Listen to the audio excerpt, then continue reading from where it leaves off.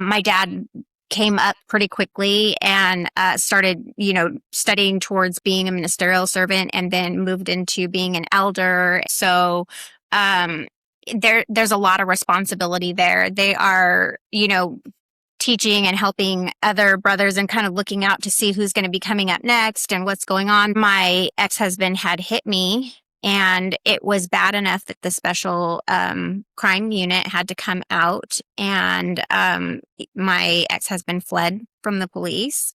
He ended up in jail that night, and I had a black eye. It was like pretty Oh my messed gosh. up. And I was the one at the end of the day that ended up in a judicial meeting. I cried my face off. I was hurt, for one, that I was sitting there and that he had already gotten away with, I mean, when I tell you, like, I had gone to a gathering, one of the witness gatherings, and my eye was black. Everybody knew what had happened, but nothing but a slap on the wrist happened for that. And they never offered, for me to have a secondary witness there, or, have somebody that could corroborate a story, or there was never anything about a secondary witness. And so they went in knowing what they were going to do because he was already in their club.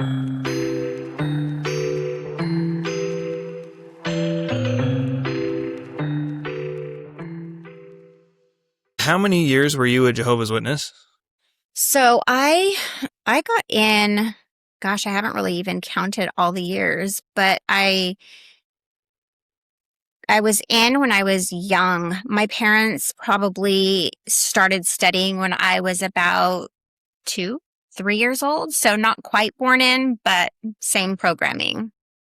Okay. So your parents were converts, and then naturally they raised you into it. And then what was it that finally made you, after years of indoctrination, what was it that finally made you just say, enough is enough? This isn't the truth. So I don't think that there was one thing that made me say, "Oh, yeah, this is a bad taste. I'm not doing this anymore." I don't think I ever really bought into it. I feel like from a young age, I was exposed to seeing a lot of things that made me always wonder, like, how can you call yourself a Christian or say that you are, holier than thou, which a lot of Jehovah's Witnesses really claim to be, top tier. How can you be doing all these things at home and it doesn't match up? Something's not right. So I think that although I was in the organization, I was, going to the meetings with my parents, I was growing up with all of the training that everybody else was growing up with, I was going, I don't know about this. I don't know about this. So when everybody else was really taking it in and making it their own, I was kind of sitting back doing the bare minimum of what I needed to do just to get through because, being the young one in the house, you can't really make decisions on your own. So you just have to bide your time until you can kind of get out. Gotcha. So it's just a plethora of things. So you were basically physically and mentally out of PMO for basically the majority of your time as a JW. Mm-hmm. And yes, I can relate to that a little bit too, because, growing up LDS, right? I'm 6th generation LDS, and it's very similar, right? You go to the meetings, right? You don't really have an opinion. They tell you what to say, like, hey, this church is truth, right? You stand in front of everybody and they call it fasting testimony meeting. You go there and you stand up in the pulpit and you're 3 years old. You can't even reach the friggin' microphone. And so your parents pick you up and they whisper into your ear, Joseph Smith is a true prophet. Joseph Smith is a true prophet. The church is true. I know it. The church is true. I know. And everybody's like, woo! Everyone's like, that's so cute. You're adorable. But realistically, it's kind of dark. You're just indoctrinating them without really giving them any room to breathe and to think about it, really. So your parents, were they pretty strict Jehovah's Witnesses? Like, was your home a pretty strict Jehovah's Witness? Like you had to abide by all the rules? Yeah, no, it really was. It was a very strict household. Once they got in, I'm going to start back from a little bit, when I was younger and I and they were starting to get involved, they were not married. And so we went through a period of time because they just kind of grabbed onto it and ran with it. We went through a period of time where my parents had to separate because the elders in the congregation, people who were studying with them, were telling them that their relationship was, like the illegitimate type thing, and that they couldn't move forward living together and committing fornication and, living as a family when they weren't married. So we went through a period of time where we had separated. I was with my mom, and we were living like in this shack of a house behind somebody else's house. And I remember, my dad coming over and being like, "You need to come home." And my mom going, "Get behind me, Satan." Like, "Get behind me, Satan. I'm, moving forward towards the truth. And my daughter and I, we're going to be here. And until you marry me, we're not doing this." So it was more, I feel like, my mom in the beginning that was very, just gung ho for it. And there's a real story behind that. But as we move forward, they were both very, very involved.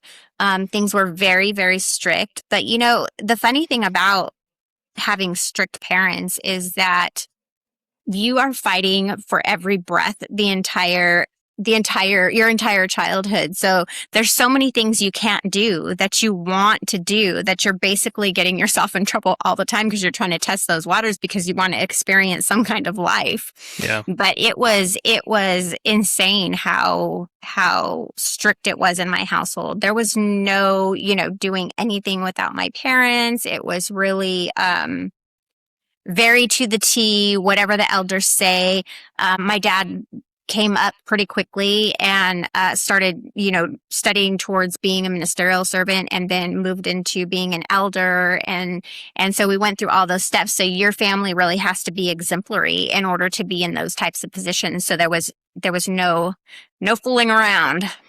So that creates a lot of pressure on you then, because you're the daughter of an elder. And I'm assuming the church, when you're an elder, it's a volunteer position. It's very similar to any of my Mormon friends watching. It's pretty similar to like being a bishop. A bishop is like the leader of that local congregation. It's a volunteer position. But basically, I would assume he didn't get paid for it, and it took up a lot of his time being an elder. Yeah, it did. It took up a lot of his time, which I really didn't mind because he was mean. But yeah, it's not a paid position, and there's a lot that goes with it. But for him, there was a lot that went with it, and there was a lot that went with it for myself and my brother as well, and my mom, because there was a lot of things that we heard that were going on in the organization. So it's almost like it opened up this whole other world for us that, kind of was one of those things in my head that was like, these are all the things that are going on with people, we're supposed to be this, but we're really this, So, yeah. Which is kind of shocking because, whenever you see the propaganda of the Jehovah's Witnesses, it's like, we're God's loving family, right? We're God's perfect, holy family. And they kind of have that persona on the outside. And I would argue LDS is very similar to that. They have the perfect family, perfect house, perfect job, perfect position, everything.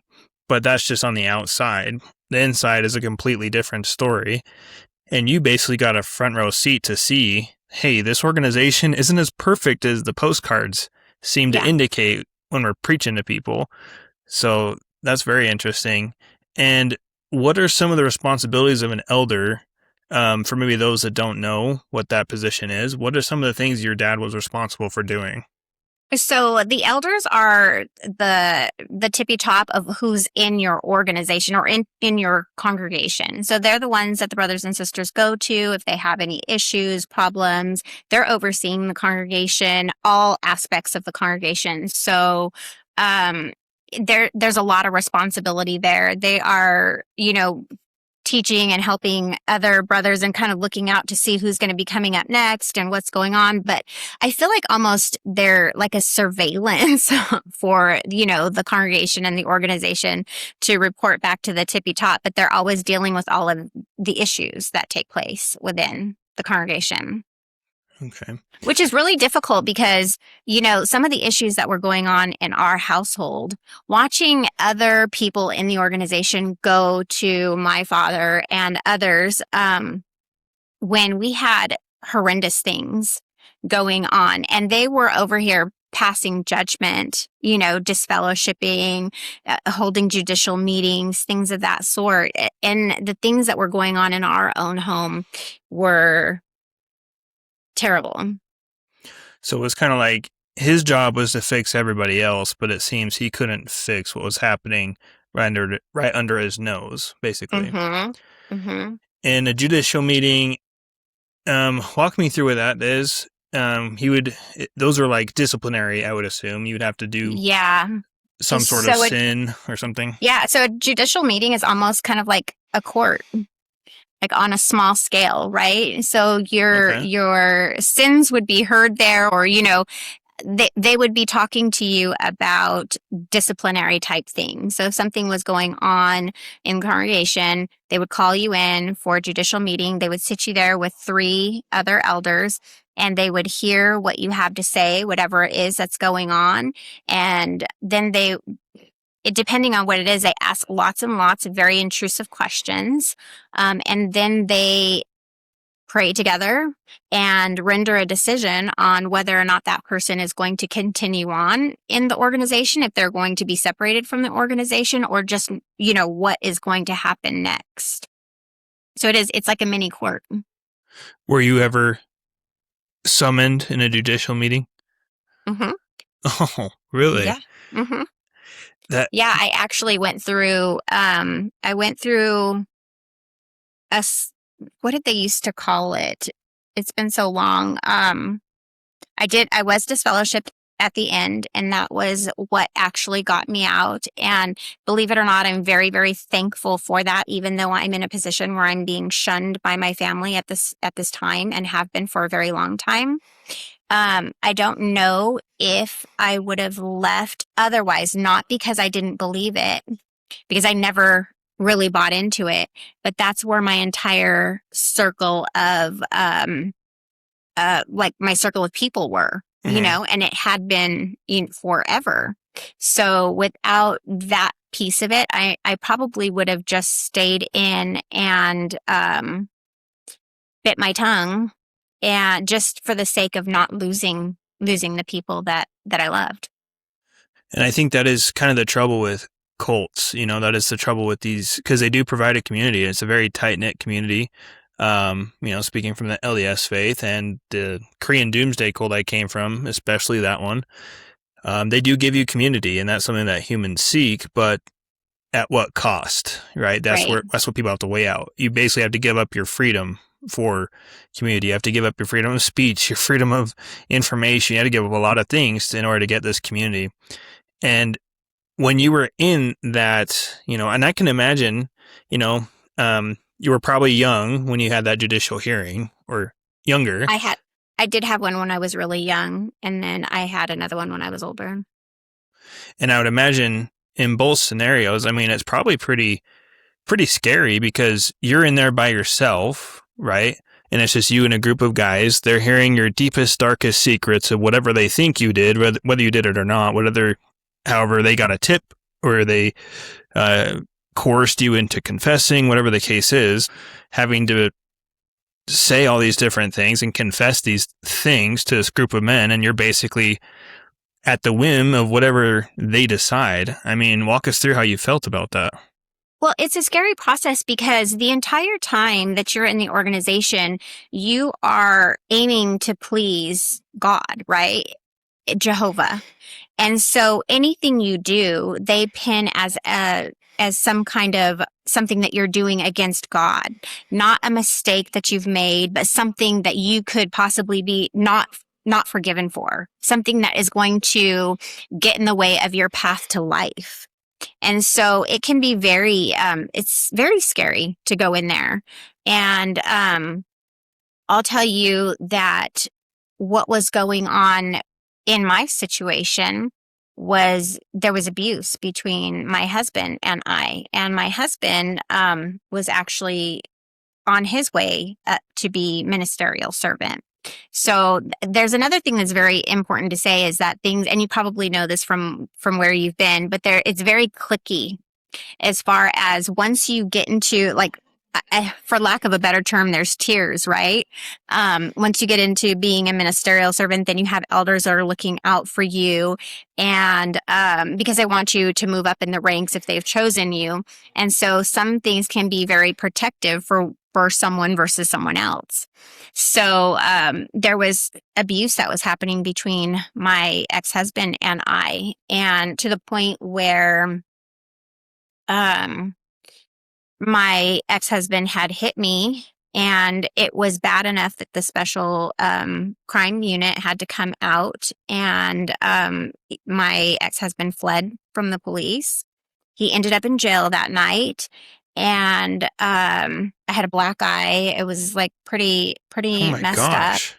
And I was the one at the end of the day that ended up in a judicial meeting that separated You're me kidding. from the organization. And I'm not, I'm not going to say that there was no reason that I should have been there, in the judicial meeting. At the end of the day, I decided that it wasn't a marriage that I wanted to be in anymore, being treated like that. And I had put my foot down and I wanted to leave. But in the organization, they don't allow that. You can't just up and leave without facing punishment. And so there had been enough time that passed. I was like, I'm sorry, I'm not doing this anymore. I'm not getting back together. We're not going to, keep on doing this. And so I knew that the only way that I was going to be able to move on was to actually move on. So I started seeing somebody else. And to me, that was like, okay, this is the nail in my coffin, right? I'm consciously choosing to move on. And this is the only way I can do this or else I'm going to be connected to this person forever. So, he went and told the elders, that this had happened, and they brought me in, sat me down, and I cried my face off. I was hurt, for one, that I was sitting there and that he had already gotten away with, I mean, when I tell you, like, I had gone to a gathering, one of the witness gatherings, and my eye was black. Everybody knew what had happened. And so for me to be sitting in that space at that time without him having to face repercussions for being in jail and having a crowbar in his truck and having the special crime unit come out, take photos of me in the street. It was humiliating, but nothing but a slap on the wrist happened for that.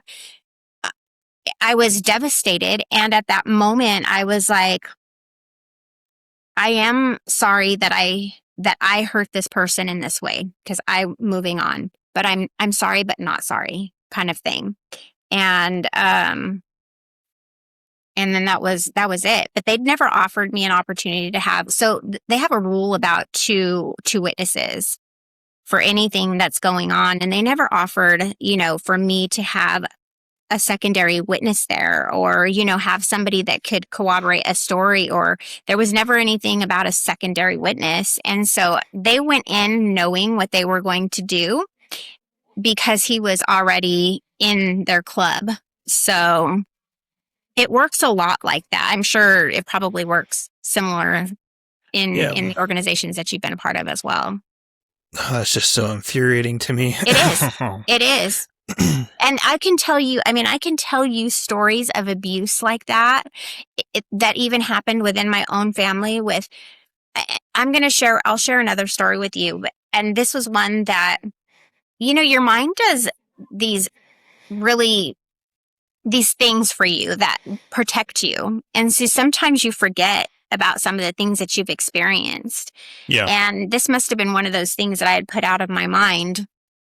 But the other day, it was actually last Saturday, not the weekend before, I was laying in my bed at night and I was doom scrolling like I do sometimes in the evening. And I saw something, like it was like a movie clip of a little boy that had been beaten. And it just flooded back to my mind a memory of my baby brother and something that we had gone through. And mind you, my father was a ministerial servant and then an elder, and then he stepped back down to ministerial servant. But during the time that he was an elder, and we had gone out to visit some of our friends, which they were the woman that we had visited. It was a woman and her husband. The woman was of the anointed, which is, the special class for Jehovah's Witnesses, like the Yep. tippy top of the top. They're the ones who are going to heaven. They're the ones it's all about, right? Yep. I remember just always being very nervous when any of the friends from the organization and my parents would get together, because it was always a drinking fest. It was like a sloppy drunk, like it was always a drunken debauchery. So I remember going to San Diego, and we had taken an RV, and we were, going to stay the weekend out there. And I just remember I was like so nervous because they would just like drink, and I just knew it was like going to be crazy. And I cannot tell you exactly what it was that my brother did. But I remember, the last thing I remember was we were all hanging out. The parents were already drunk, and my brother was walking around the dog, and he accidentally stepped on the tail. The next thing I know, I'm sure there had to have been something else that happened in there that I'm just being blocked from memory. But the next thing I know, my dad has my brother by the wrist, and he's pulling him out. And I'm going, no, like, don't spank him. Don't spank him. He didn't do anything. My mom's holding me back, and he's dragging my brother out to the RV, and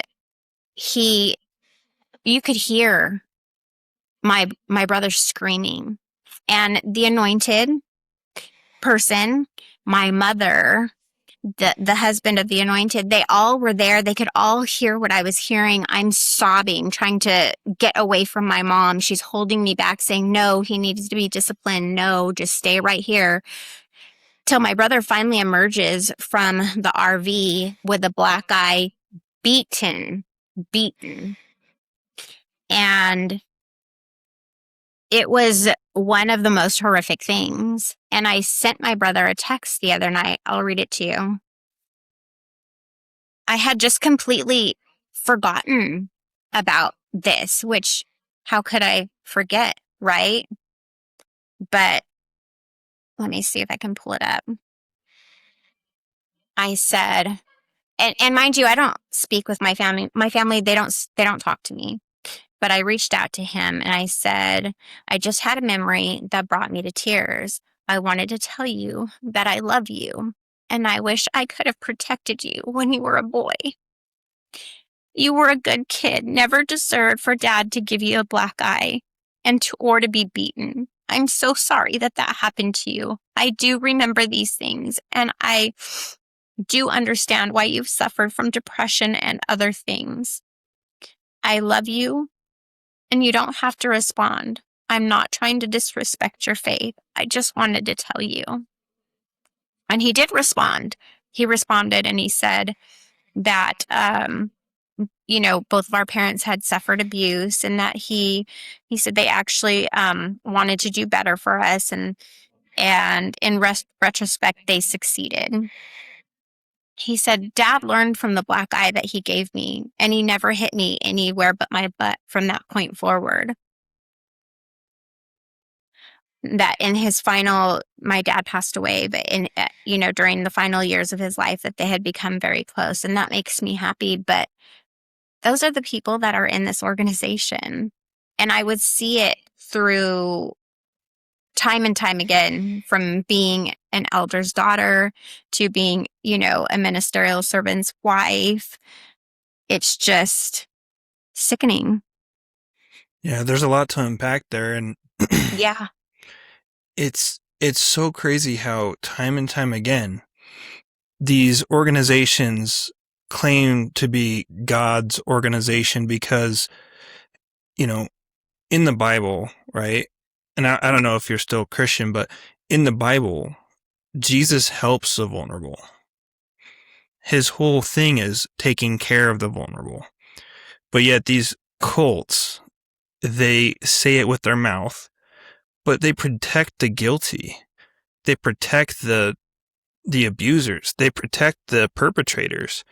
And then they throw the victims under the bus and make it seem like they're the issue. They gaslight the crap out of them, making it feel like they're the issue. You're the problem. You're the reason I hit you, right? You're the reason, our family is falling apart, or whatever the case is and whatever your situation is. And it's so wild to me that these true churches, and they all have the same moniker, true churches, it's the same thing. They don't protect the vulnerable. They don't help the vulnerable. I assume when you were being beaten by your husband, no one came to your aid from the Jehovah's Witnesses. Oh, no. Nobody sided with you and for once asked you, hey, what was your side of the story? What happened? Like, tell me what happened. Because, again, in these organizations, it's about who you know. Because they brought forth your ex, and he's a ministerial servant. Because if anything looks bad on him, it looks bad on us because we brought him forth, right? So we got to put this on the down low, and hopefully she just, we get rid of her. And it's so wild to me how, like, this is God's love that you tout, that you have. Like, we're God's true organization. How can you tell? Well, look at our deeds. Well, we are looking at your deeds. Yeah. This is your deeds. You're leaving a wake of destruction in your path, and that to me is just so wild how no matter which organization you look at, it's the same thing. They neglect the victims, they neglect the ones that are abused, and protect the perpetrators. They protect the abusers. And it's just so wild to me, and it really makes me angry. It is. It's really sad. And it's very true. They really do protect the perpetrators, and they do it in the name of no reproach on Jehovah. So everything is widely just swept under the rug so that there is no bad press. There is, nothing that can stain the name of their organization. They really don't. Sorry. They really don't. To me, I feel like they really don't care about people. They really prey on the people who are going through tough times to bring them in. And then they forget about those who really need them and go after the ones who can leave them their riches when they die. Yeah. And it's really wild too, because, like you said, they prey on the vulnerable, and the vulnerable is what needs to be protected. Right. And they have all this under the guise of, I've heard so many stories where it's like, hey, we just lost our dad. Hey, I just lost my brother. Hey, I just lost my mom. And then the Jehovah's Witness come and they're like, hey, do you want to see them again? Do you want to be with them again? Join our organization. LDS are very similar, right? Hey, come get sealed in our temple and you'll be forever in heaven with them. They have a similar teaching. And it's so devious. It's so sickening how, and they're the epitome of the saying, never let a bad situation go to waste. Right. It's like, that's absolutely right. And I remember being a part of that. I remember at one point a neighbor of mine had her son passed away, and I remember thinking to myself, I need to go preach to her right now. I can bring her in right now because she's going through something and she needs to look towards something, a brighter future. And I could see both sides of it, though. It was like, let's get a convert, but also let's help her.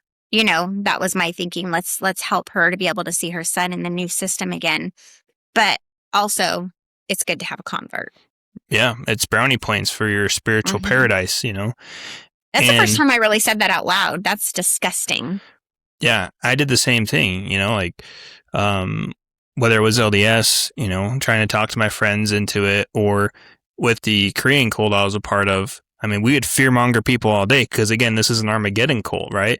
And, we would always scare people, be like, hey, did you hear about that earthquake in Haiti? Hey, did you hear about that, volcanic eruption? Yeah, thousands of people died. It would suck if that happened to you, right? Like, you wouldn't want that. here, come join our Right. church and get this protection, you know? Get this pass for life. Yeah, get right with God in our organization, and it only costs you 10% of your income for the rest of your life, and that's a steal to avoid Right. hell, isn't it? You know? And, you know, I used to do that all the time. I used to talk about like all these different mass disasters, which are terrible, but I was trained to use it to my advantage. And I found that over time, I really became a psychopath. Like all of us, like, you know, like that's not a normal thing to do, to take Yeah. somebody's, well, maybe it is actually, Grief. because some humans are terrible, and maybe it is a normal human thing to do. I'll take that back.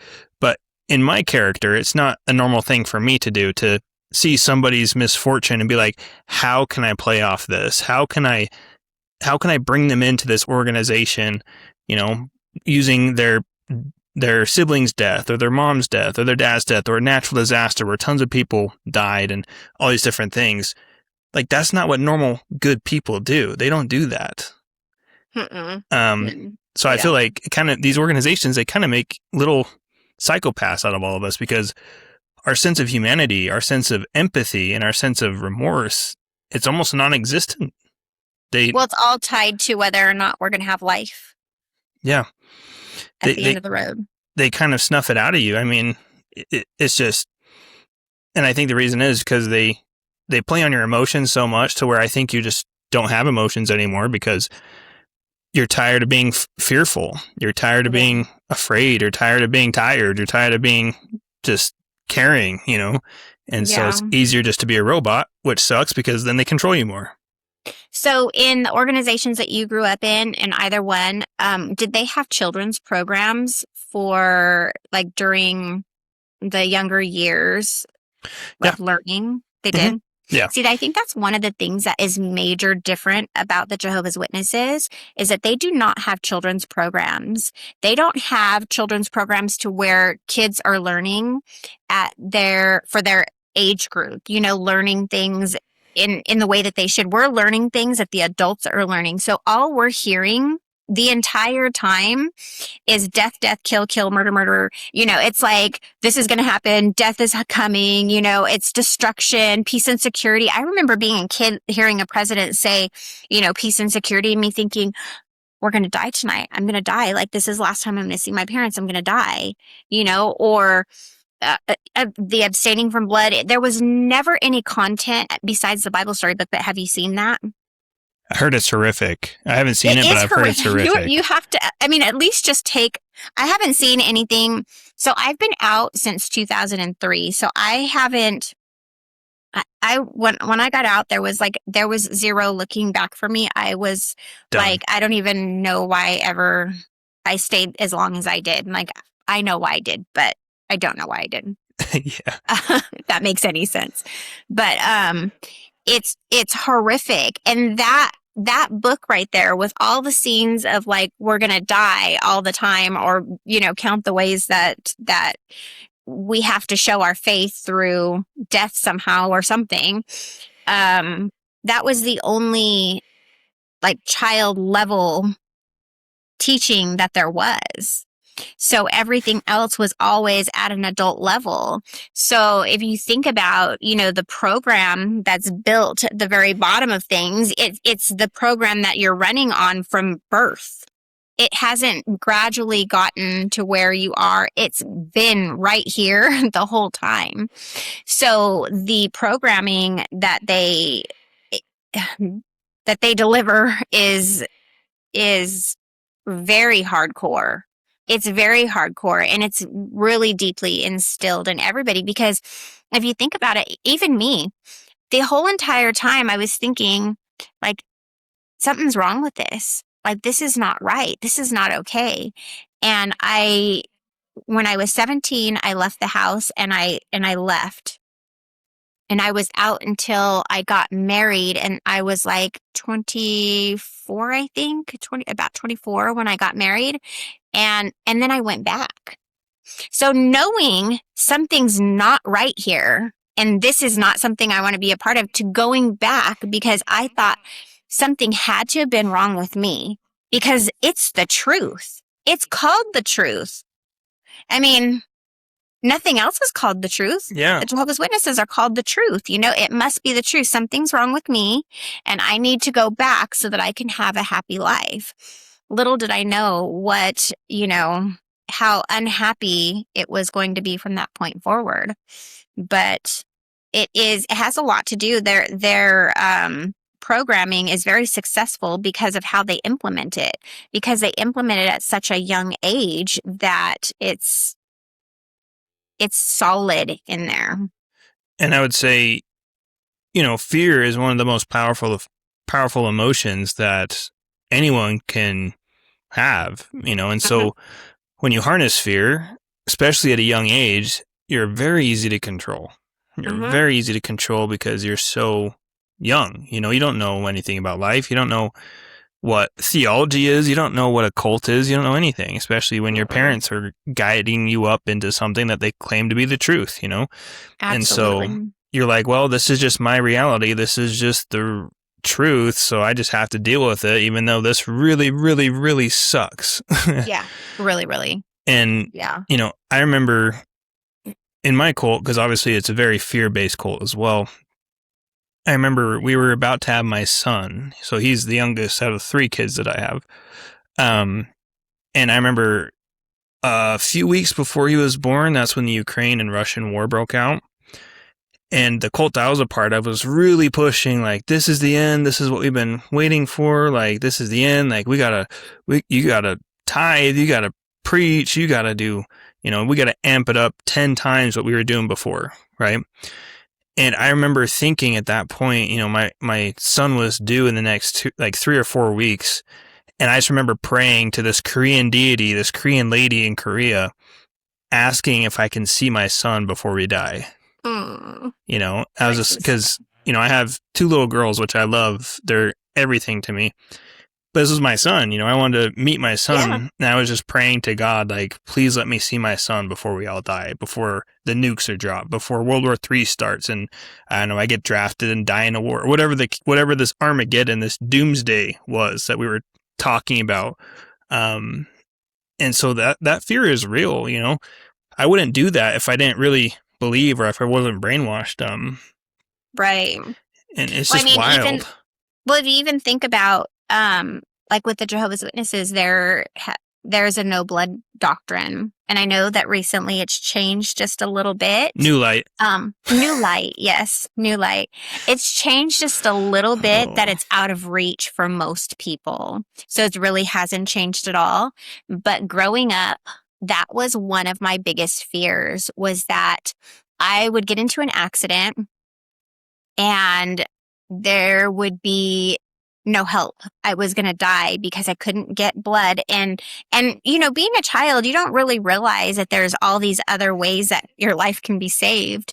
But we had to carry around a little card, that if we were away from our parents and we went to the hospital, that card told everybody that you could not receive blood. So in my mind, that was like my death sentence, And then if I did get blood because somebody gave me blood, I was still dead, because God would not, I was unclean and I wouldn't, get paradise because I had been given blood.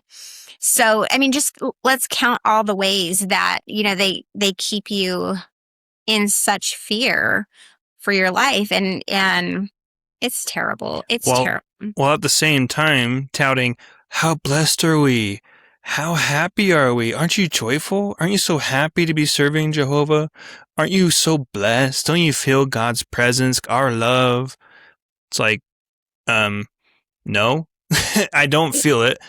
And that's exactly what I was thinking all the time, is no, I don't feel it. But my face is going, it's amazing. God's glory and God's love. And, let's go preach. But inside I was going like, what am I doing? Like, why am I so unhappy? If this is the truth and this is where God's Spirit is, why am I so depressed? Why do I not want to wake up in the morning? Why am I the only one? I must be the only one that's feeling something's wrong with me, because I'm the only one who's feeling like this. Everybody else looks so happy. Yeah.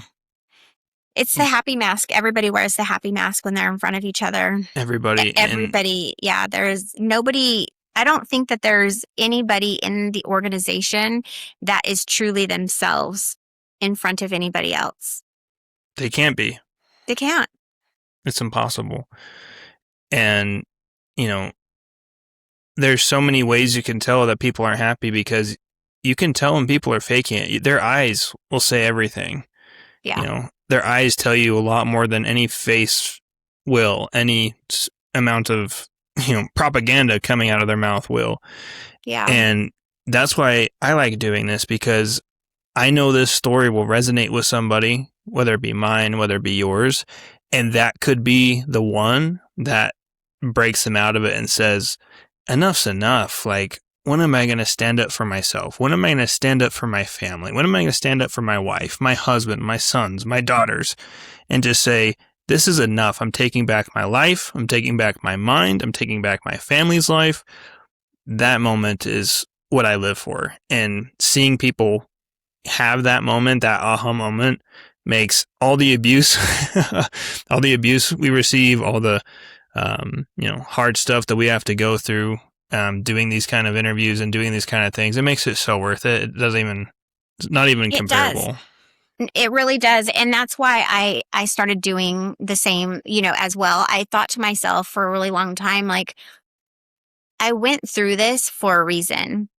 I went through this because I never really believed in it, but yet I kept going through it. And the reason that I kept going through it was because I needed that experience in order to share with somebody else, to help other people. That's the only justification that I can gain from why I stayed in.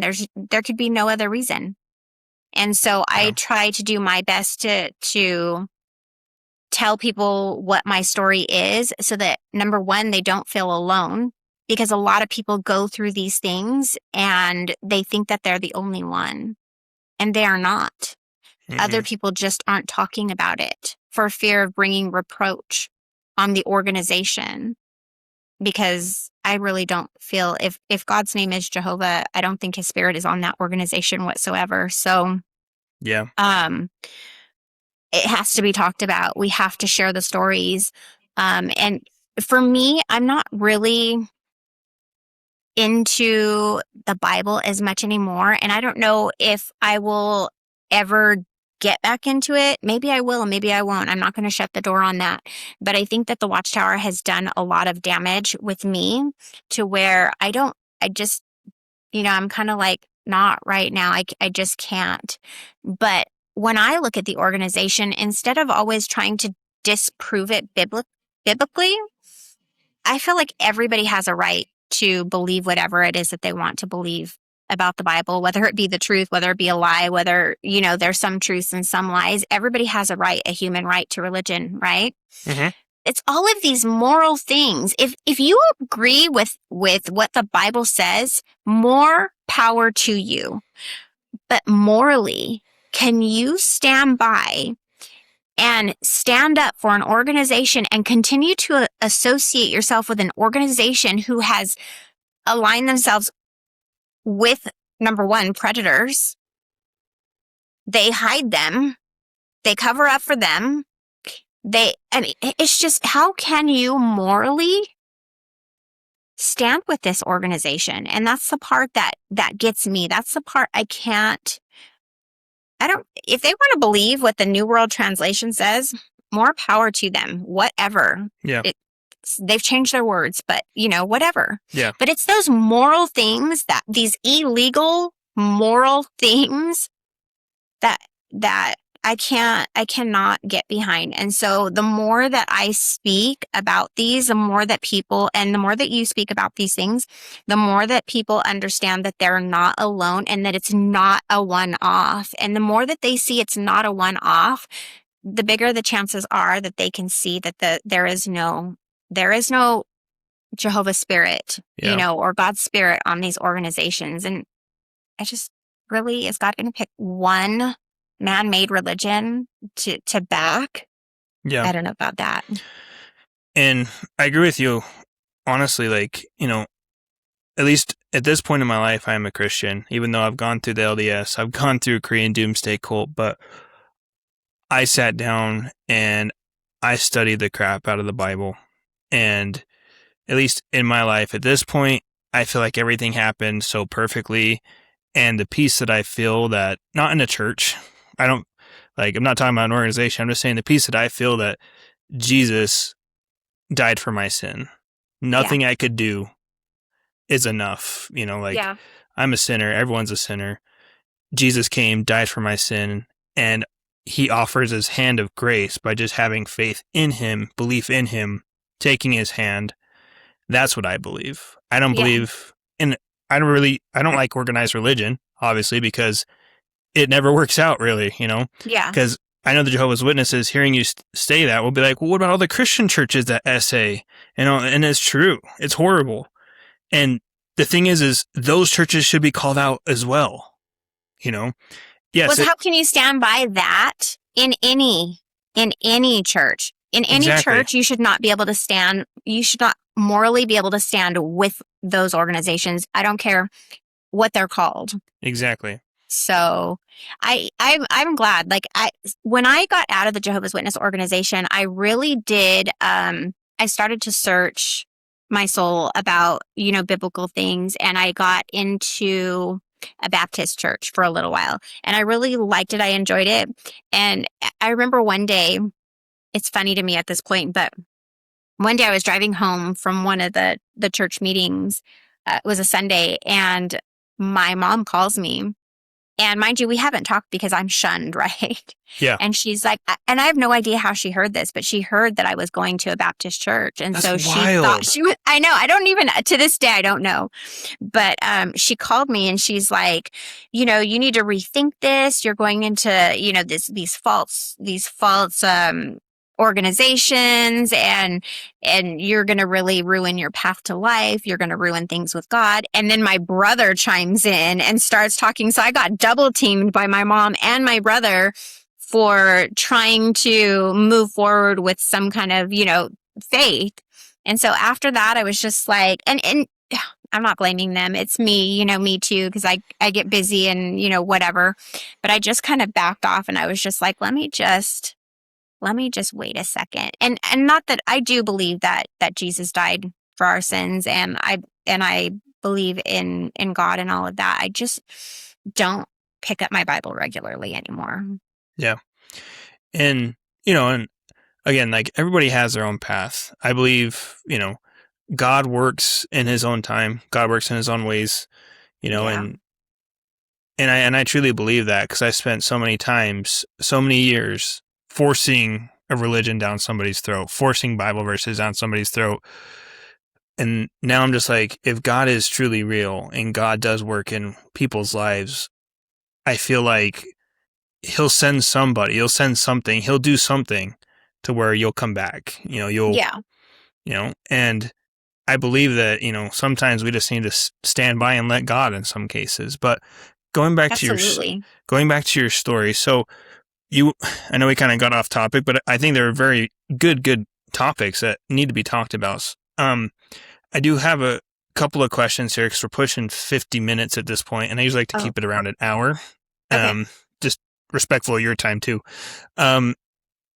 After your judicial hearing, did they shun you after that point? Like, were you, because I know sometimes disfellowshipping, like the next time you go to Kingdom Hall, they stand up and they're like, Sister so-and-so, and I don't know if they say your sin or anything, but they're like, she's been disfellowshipped, so we need to do the shunning.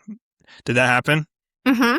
Yeah, they told me when they were going to announce it, and I went and I sat there, and I That's knew crazy. what was happening, and I sat there and I was like, you mothers, excuse my language, sorry. But like, I'm looking at them, and then I'm watching, and I'm feeling the energy in the entire Kingdom Hall. And you just, within 10 seconds of an announcement, you feel the energy shift, and you feel there is no love for you there anymore. You just can died. feel it in the air. It's done. It's done. So they made the announcement. I felt the energy shift. I got up and I just walked out, and I never walked back in. Wow. I mean, can't you just feel the love? Right? Well, so they're supposed to do shepherding calls I think it's like 6 months or so. They're supposed to visit you and see how you're doing and, kind of try and coddle you back into the flock, right? They're supposed to try and bring you back in. I think I got one visit, and then I never saw them again until about a year and a half ago or two, whenever the new light about beards and stuff came out. That's when I got my first visit from them again. And mind you, I had moved 3 times since then. Right. I'm a whole new person, 10 times over. And I get a knock on the door and there's 2 elders standing at my door. And I'm like, hello? what's going on? Like, what happened?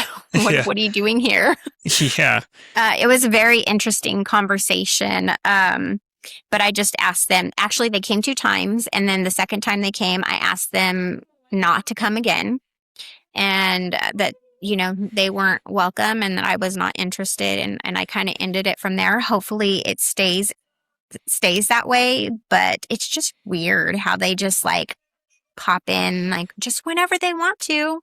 They can communicate with you whenever they want to, but I'm completely shunned from that moment in 2003 to now. That's wild. I don't have a relationship with my family. It has been really, really difficult. That has, I think, been one of the hardest things. And I knew it was going to be hard. I knew it was going to be hard. And that's why I was saying, I had to be disfellowshipped in order for it to happen, or else I would have just hung on until... For your family. Yeah, for my family. And all the while it was so that I could have a relationship with them, right? But all the while it was damaging me. Yeah. Inside, the depression and everything that was going on. But I was willing to, I just didn't want to be without them. Yeah. And so it's been over 20 years since you've been disfellowshipped. Mm-hmm. And out of that time, how many times has your family spoken to you, reached out to you? So in the beginning, the rule about shunning was a little different. In the beginning, as long as it was immediate family, we could still have a relationship. My brother decided from the get-go, it was done. He wasn't going to talk to me. He was going to hold steadfast because that was the only way they were going to get me back, is if they just cut me off. So he was done skis from the beginning. My mom, she kept in touch with me for a little while. She even came out she lives in Southern California. I live in Central California. She came out to visit me, I think maybe 2 times. And then I think they did at some point, they did a hard no. It doesn't matter if they're your immediate family or not. There is no communication, with those who are shunned. Okay. And so she cut me off. And I've been cut off since then. The only time she's reached out was this past December. She'll reach out every once in a while via text to be like, hi, how are you? How are the boys? I have 5 children total. 3 of them are older and were close to her, knew her. And my 2 youngest ones don't really know her because I've been shunned since then. That's so wild. She will, it's sad because, there's a lot behind that story, but, for sure. She'll reach out and say, tell the boys I love them. They don't know her at all. But I think that's nice of her to do that. But she reached out to me in December. I had surgery. And I had that good old appendix pulled out. But again, I don't know how she found out that I even had surgery. But I mean, I'm telling you, I had gotten, maybe it was 3 hours I had been home from the hospital. So I was still on the good juice. And she's calling me and I'm going am I seeing this right? It was my brother first. It was my brother. And I was like, this is really good juice because my brother hasn't talked to me in 23 years, And so I pick up the phone and I'm like, hey, and he goes, I heard you were in the hospital. You had surgery. What happened? So I explained to him what happened. Took me all of 30 seconds. And he was like, okay, hope you're fine. Bye. Done. My mom, Wow, okay. within 3 minutes of that call, calls me.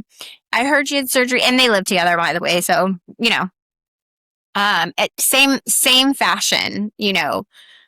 No, I take this back. I talked to her one other time when my father passed away. She talked to me for about a minute and a half to tell me that he had passed away. And that was it. Everything else we heard about Zoom and all of, you know, the service during COVID. But yeah, so it's just the oddest times, you know, she'll reach out, but it's always on their terms, never on mine. If I needed her, she absolutely would not be there for me. Neither would my brother. Not to an extent that maybe I would need them. Maybe they would answer the phone, but it would be like, you know, we're not supposed to talk to you. You know? It would be very like scripted. Yes. Yeah. So not much at all. Yeah. And is your brother, is he an elder, or is he serving, or? I don't know what he's doing at this point. I am just governing thankful. Body. Just kidding. Yeah, right. Yeah, he's one of the governing body now. You know, I know this is going to sound really insane, but this organization, it's not for me. I don't want anything to do with it, but for my mom, it has been a good thing for her. And for my brother, it has been a good thing for him. And I'm just going to tell you, I know we're running short on time, but my mom was a foster child. And she needed something in her life that was steady and that came with community. Lots of people, community to gather around her. And that's what she got from that. And so for that piece, she went through a lot of things in her life that no child should have to go through. And so if this one thing brought peace to her, I'm okay with that. My brother, he ended up in gangs and was going through a really rough time. And being a part of the organization brought him out of that into a straight path. But it's a very dangerous place to be otherwise. So. Yeah. And I always say this to all my viewers, you know, me personally, I don't care if you're Jehovah's Witness. I don't care if you're Mormon. I don't care if you're even the WMSCOG, WMSCOG, which is the one I came from, or any other cult that I would label a cult. My whole philosophy on my channel is hear both sides. Hear both sides, gather all the information. Once you hear both sides, and you've gathered all the information, the facts, and looked at it unbiasedly, and you so choose to do Jehovah's Witnesses, LDS, WMSCOG, whatever organization you're going to devote your life to, I don't care. Yeah. Like, I mean, of course I care because I know what they are and I know it sucks, but I understand too, in some situations, maybe it is necessary for someone who had a bad upbringing or maybe has a problem with gangs or something like that to be in a structured organization, which I would argue there's probably better organizations to be in, far more structured and healthy ones for sure.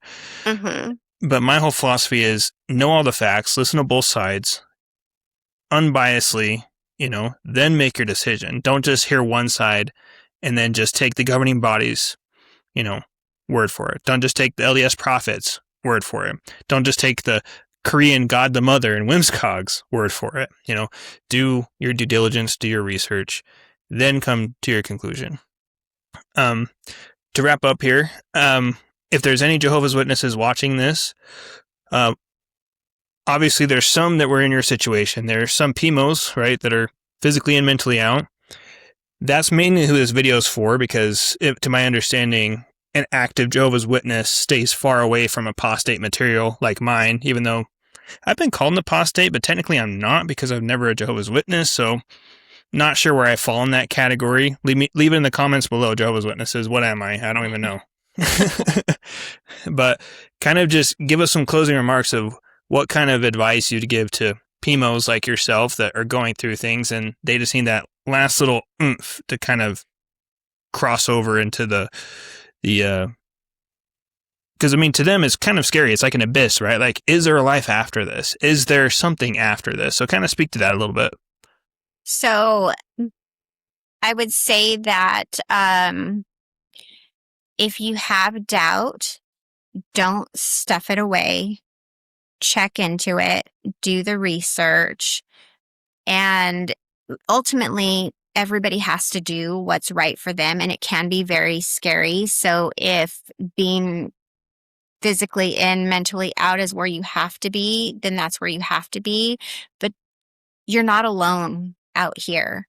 And it's not, as the witnesses would say, this, world of worldly evil people. We're not evil people. We have just been through some extraordinary or extraordinary things in this organization. And I know that any of us who are on here telling our story would be happy to talk to you, happy to help you in any way.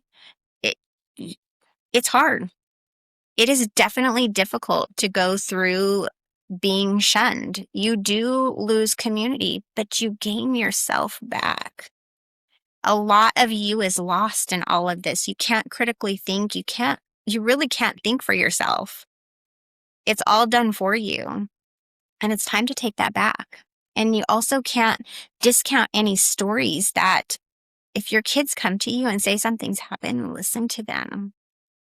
If you feel like you're the only one, you're not. We're here for you. I agree.